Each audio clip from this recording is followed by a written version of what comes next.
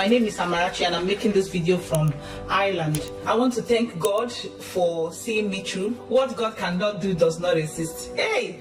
They pray and they show. I've been battling with polycystic ovarian syndrome and secondary infertility for 7 years. My first baby is 8 years old now. The journey began. We've done a whole lot of things. To be honest, we've done a whole lot of traditional medication. We've done a whole lot. So in last year, 2023, there was a season when Pastor Jerry was always saying, you will not see the rain, you will not see the wind, but your valley will be filled with water. You may not see the window, you may not see the rain, but your valley shall be full of water. And someone shared a testimony on this platform, how she got pregnant even without ovulation. So I ran with those words. So I kept on praying and I kept on saying it to myself. I will not see the rain, I will not see the wind, but my womb will be filled with babies. I downloaded the picture of the baby that I wanted. The first or second week in November, I saw my period, so I was heartbroken. I know every woman will understand what I mean by when you are expecting something and you see that, oh my God, I was absolutely heartbroken. So I felt like, okay, since it didn't come, I just have to think of what do I do now? So before that time, I was supposed to go in for a procedure. They call it ovarian drill. They have to drill the ovaries, both ovaries, kind of take out the cysts in the ovary. So I have been postponing that procedure for like 1 year. So when that period came, I felt like maybe God wants me to go and do that surgery, you know. Then that was in November. Me and my husband, when I decided, okay, and I made up my mind that I want to go in for that procedure. So I rang my gynecologist. They booked me in to do the surgery on the 6th of December. And all these decisions were made in November. Okay, I'm waiting for the surgery on the 6th of December. Everything went well. They did the ovarian drill. I came out of the surgery. Everything was very good. So I took some time off from work just to recover. Then towards the ending of December, I was supposed to be getting better from the surgery. But instead of me to get better, I was getting sick. I was getting weaker. I was not feeling okay. Like, you know, I was getting worse than I was before I went in for the surgery. I became confused. Then my husband traveled home to Nigeria. So I was ringing him to say that I'm supposed to be getting better, but rather I'm getting sick. So he said I should cut down on, even though I've started to work, I should reduce my hours, just rest more and all that. Then in January 2024, on the 8th, if I'm not mistaken, and on the 9th, Pastor Jerry said, go and do that test. That baby has entered. Oh, you woman, the last menses you saw is the last you will ever see her. For your baby has already entered. Your baby has already entered. Your baby has already entered. I looked around the room and said, oh my God, is he actually talking to me? Can I possibly be pregnant? No, it's not possible. I can't be pregnant because I did a surgery on the 6th. My husband traveled out of the country. Now, where would the pregnancy come from? I said, I beg, this is not for me, someone else. It was so strong in my spirit. Then I had one pregnancy strip in my house.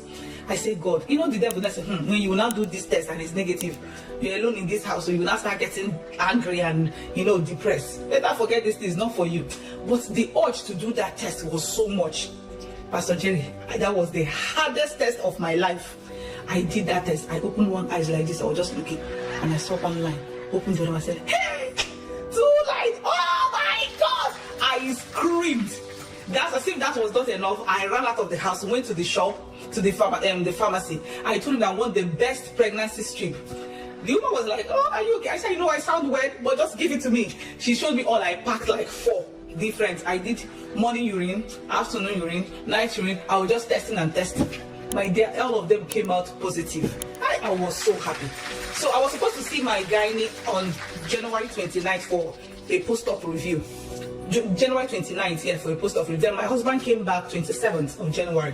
So together, both of us went. So I told him that I'm pregnant. He was like, really? That fast? So maybe the pregnancy will be like 1 or 2 weeks old. I said, okay, let's see.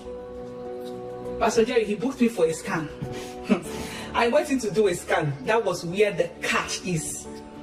Do you know that immediately they put the probe, we saw a full-grown baby with the head, the hand, the leg, like a full-grown baby. Not, I'm a nurse. I know what a baby of 1 week or 2 should look like. A full-grown baby. I told the sonologist, please, can you please measure that? How many months is this? She measured the baby. the baby was 3 months and 5 days. That's 12 weeks and 5 days. I was shocked. So the lady now asked me again, did you say you had a surgery on the 6th of December? I said yes, and I still have my scar. I have my scar in my stomach. It's there. Look at it. The 3 pinholes is there. She was like, yeah, I can see it, but how? Is it that nobody saw this happening? She was trying to query. I said, please, just check the baby. Is the baby okay? I don't want to make trouble. I'm not even in the mood to start taking this up. Please, just check the baby. She said, okay, because the surgery was done when the baby was still forming, so we have to do a close follow-up on you because we want to avoid it. We check out for any congenital abnormality because you had general anesthesia during the surgery. You took some antibiotics and all the whole medications, so we have to keep a close eye on you, blah, blah, blah, my dear. I said, okay, me and my husband couldn't even talk to ourselves until we got home. Like, we were shocked. 3 months. So if you now count back from the time I did that scan, that pregnancy took place in the month of November. And I went in to do that surgery in December 6th. So where the baby was, I don't know.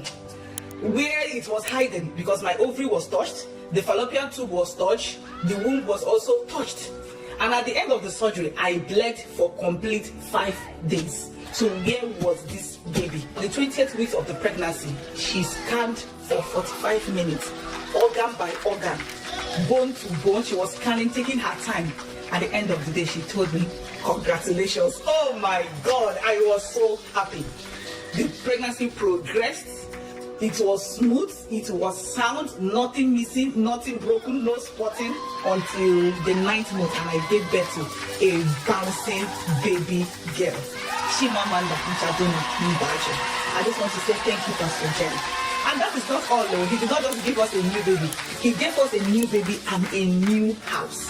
We also moved into our new home in Ireland. Pastor, the oil on your head will not run dry. For we thank you very much for relentlessly coming out every morning to encourage us to pray. For we do pray in this altar and it's been shown. NSPPD, celebrate our God! Celebrate! Celebrate!